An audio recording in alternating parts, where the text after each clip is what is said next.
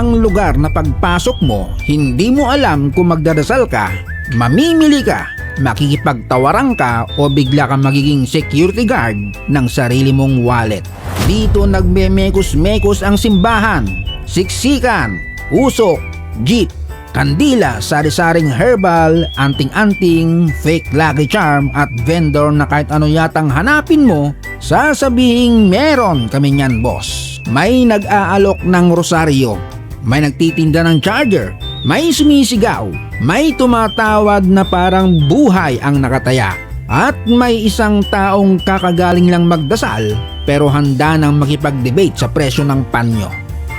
Ito ang Quiapo, ang puso ng Maynila. Banal, brutal, barubal pero buhay na buhay. Kaya hawakan ng bag, ihanda ang pananampalataya at palakasin ang loob. Dahil dito, kahit wallet mo, mapapalasal na sana makauwi pa ng may laman.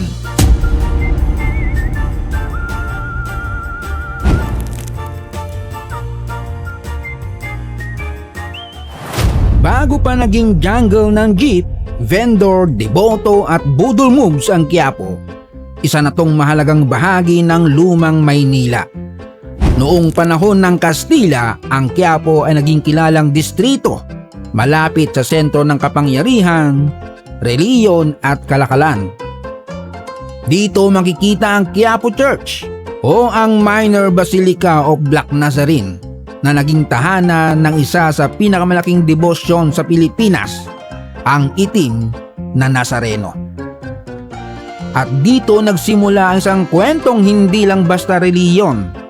Ito ay kwento ng pananampalataya ng ordinaryong Pilipino.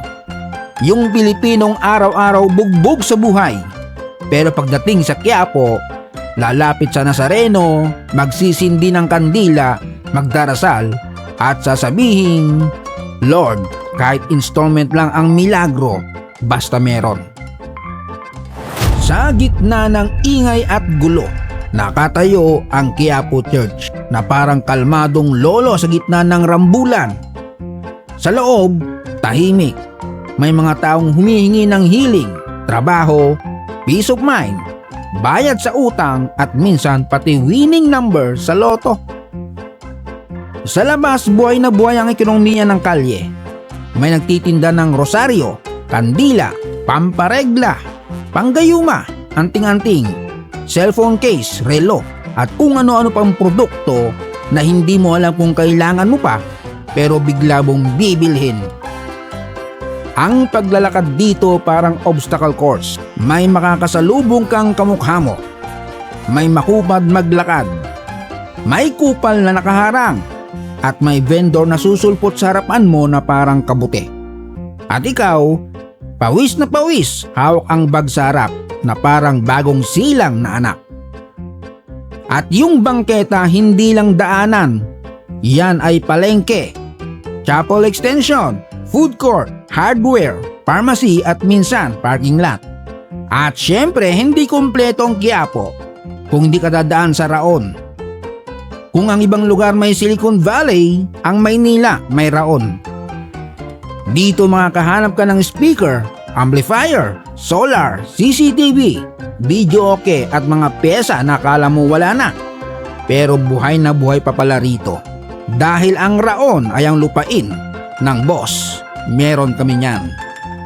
Kahit baterya o charger ng lumang flashlight ng lolo mo na binili noong 1998, meron sila. Ordinary o heavy duty man, dito ka matututong maniwala sa imposible.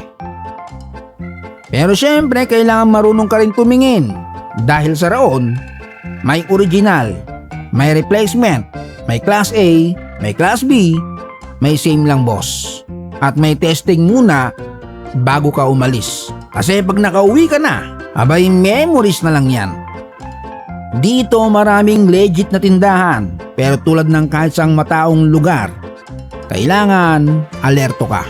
Kaya ito ang dapat mong tandaan. Ang rule number 1 sa Raon, test before you trust. Rule number 2, huwag kang mahihiyang tumawad. Rule number 3, kapag sinabi nilang last price na yan, Ibig sabihin, may next last price pa. At syempre sa sobrang daming tao sa Quiapo, natural lang na marami ring pagkain. Dito ka kakain habang naririnig mo sa background ang busina, tawaran, sermon ng vendor, dasal sa simbahan at sigaw ng jeepney barker na sumisigaw ng tatlo pa. Kahit nakasubsob na ang nguso mo sa batok ng katabi mo. Pero sa likod ng tawanan, ingay at kalat, may seryosong kwento ang Quiapo. Dito makikita ang maraming Pilipinong lumalaban araw-araw. Mga vendor na madaling araw pa lang naghahanda na. Mga debotong malayo ang biyahe, pero dumadayo para magdasal. Mga jeepney driver na buong araw nakipagbuno sa traffic. Mga kargador na halos pasan na ang daigdig, walang sick leave, walang guaranteed income pero tuloy pa rin. Dito mo mararamdaman ang totoong Maynila. At sa gitna ng lahat ng yan, makikita mo ang Pinoy spirit. Madiskarte, makulit, palaban, religyoso, reklamador, matatawarin at kahit pagod na nakangiti pa rin. Yan ang Quiapo. Hindi perpekto pero totoo. Pero syempre gaya ng iba, may dark side din ang Quiapo.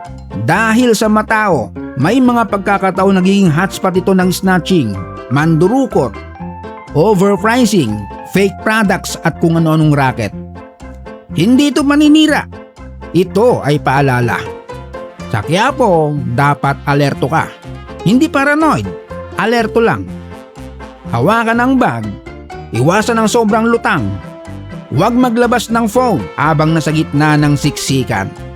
Huwag basta maniwala sa sobrang gandang offer dahil minsan kapag too good to be true, Quiapo edition na yan. Pero hindi ibig sabihin nito masama ang Quiapo. Ang totoo, karamihan ng tao rito ay naghahanap buhay lang ng marangal. Ang problema, tulad ng maraming mataong lugar sa mundo, may mga taong sinasamantala ang siksikan at kaguluhan. Kaya kung pupunta ka sa Quiapo, dalhin mo ang tatlong bagay. Una, pananampalataya. Pangalawa, pasensya. Pangatlo, common sense. Dahil kung wala kang common sense, kahit meron saryo ka pa sa leeg, yari ka pa rin. Tuwing translasyon, ibang level ang Quiapo. Hindi na siya basta matao, parang buong Pilipinas nag-decide na magkita-kita sa isang lugar. Milyong-milyong deboto ang dumadagsa para sumama sa posisyon ng itim na Nazareno. May mga nakapaa, may dalang tuwalya, may sumisigaw, may umiiyak, may nananalangin, may humahawak sa lubid, lahat may kanya-kanyang dahilan. Sa mata ng iba, delikado. Sa mata ng deboto, sakripisyo. May mga pumupunta hindi dahil perfect ang buhay nila, kundi dahil durog na sila at naghahanap ng lakas.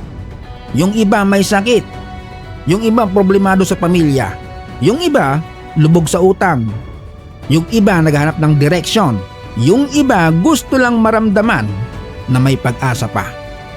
At doon mo maintindihan kung bakit mahalaga ang Quiapo. Hindi lang siya lugar. Para sa maraming tao, sa Quiapo nila dinadala ang kanilang pighati. Dito nila iniiwan ng bigat. Dito sila humihingi ng lakas. Dito sila bumabalik kahit mahirap, mainit at siksikan.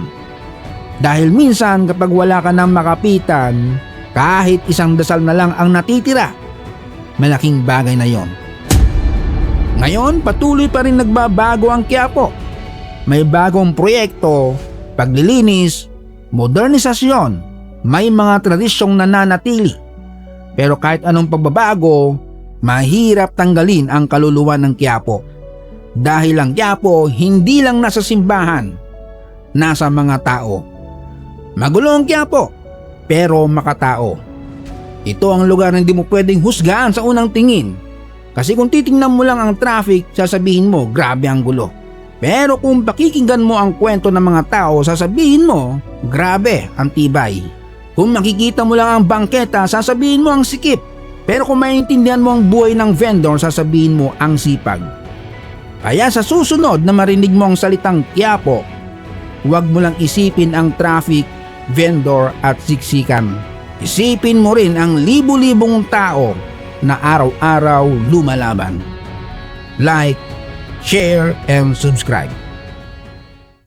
Shoutout Mayan Miller na nasa Hong Kong, Maxzano 72 from Tagum City, Escapo ng Freedom Riders Club Philippines, Cade Persus Halili, JR Digan, Lemuel Del at Tiffany from Hong Kong, Edwin Manangat, Cyril Estoso from Danau City, Cebu, Ronaldo Santos ng National Center for Mental Health, at kay Bruce Wayne, Gotham City from New Zealand. Salamat sa panonood. Hanggang sa muli.